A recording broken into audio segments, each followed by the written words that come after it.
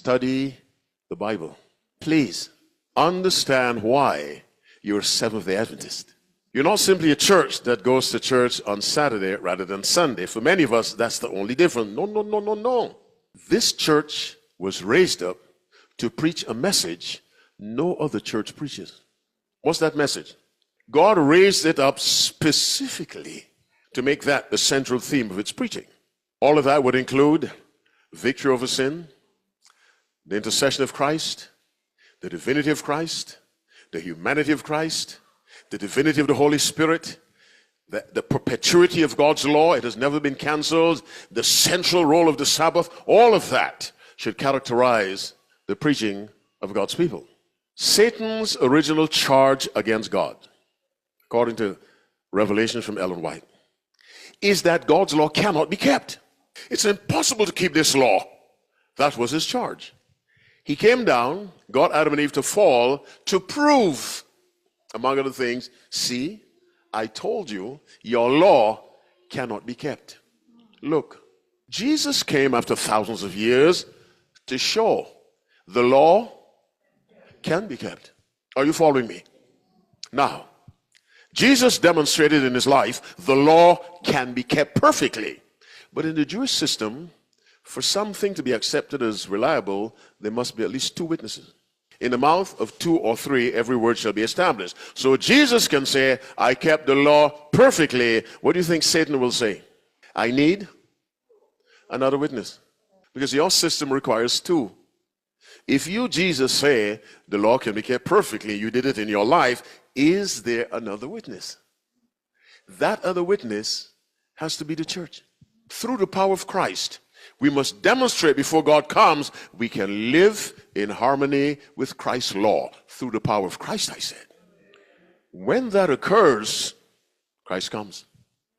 So our mission is to show the world God's law can be kept perfectly. Thus showing Satan to be what? A liar, and God to be true. When we live in constant violation of the law, whose side are we supporting? Satan. So Satan looks at God and says, you see, Randy Skeet, see, I told you, your law can't be kept. Look at his brother, the law can't be kept. Look at her, the law can't be kept. Look at him, this is fifth wife, the law can't be kept. But there are few who are faithful, and God says, you see her? My law can be kept. My law can be kept. My law can be kept. You pick the side you want to be on. It's not just your life.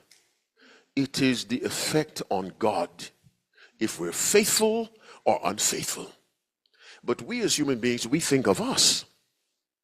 But God is thinking universally. You see, angels don't understand everything. They don't, because they're created. That's why when God told Moses, make the ark, the mercy seat was made of one piece of gold. The angels were made from the same piece. They're facing each other but looking down. What are they looking at? How justice and mercy work together. That's the gospel. There's the law in the ark, the mercy seat above. How can a just God forgive sinners? They don't fully understand. And so in Ephesians chapter 3, verse 9, and to make all men see what is the fellowship of the mystery, which from the beginning of the world had been hidden in God, who created all things by Jesus Christ, to the intent that unto principalities and powers in the heavenly places might be known by the church the manifold works of God. As the gospel works in us, angels learn. The gospel is unfolded to them through us. So in a certain sense, we can mislead the angels based on how we live our lives. There are unfallen worlds where people have never sinned. God has to prove to them that Satan was wrong. Because Colossians 1 verse 20 tells us the blood of Christ reconciles things on earth and things in heaven. When God threw Satan out, some angels felt he was treated unfairly. And so they viewed God, I'm not sure he did right. Now, they didn't sin, but they had questions about God. In the Desire of Ages, Ellen White tells us it was only when Satan did what he did to Christ at Calvary that some angels finally decided he's no good. So for thousands of years, there were angels who were still sympathetic to Satan. Only when Calvary occurred did they finally decide this guy is no good. Can you imagine that? Sinless, powerful angels. And so God has been trying for thousands of years to handle the sin problem in such a way that the entire universe will be convinced we don't want sin. We want righteousness.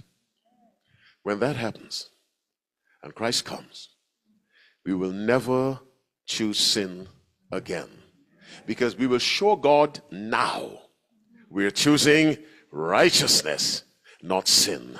And so sin will never rise again. So our lives are to be lived to clear God of false accusations, not to strengthen Satan's accusations. It's more than me. The death of Christ secured angels. Whatever keeps me from sin on earth will keep angels from sin in heaven. The cross of Christ secured the universe. Not just this little world you can hardly see if you put it next to the sun. Sin was a universal problem. Sin didn't begin on the earth. Sin began in heaven. And so you have to understand, God raised up a special people to assist him in showing the universe that his law can be kept. What is that group? The Seventh-day Adventist Church. And you run around trying to be a Pentecostal? What's wrong with you? You run around trying to be a Catholic or Baptist or Satanist?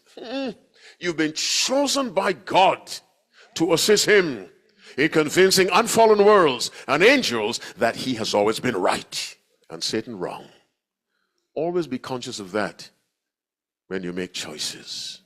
The reputation of God is in your hand. And so Paul writes in Romans 2:24, the name of God is blasphemed among the Gentiles through you, the church.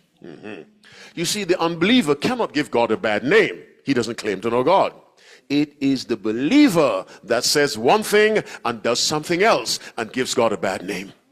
So Paul says that God has a bad name because of the believer. And every time God gets a bad name, in the act that gives him a bad name, Satan gets a vote. My life must vote for God, not Satan.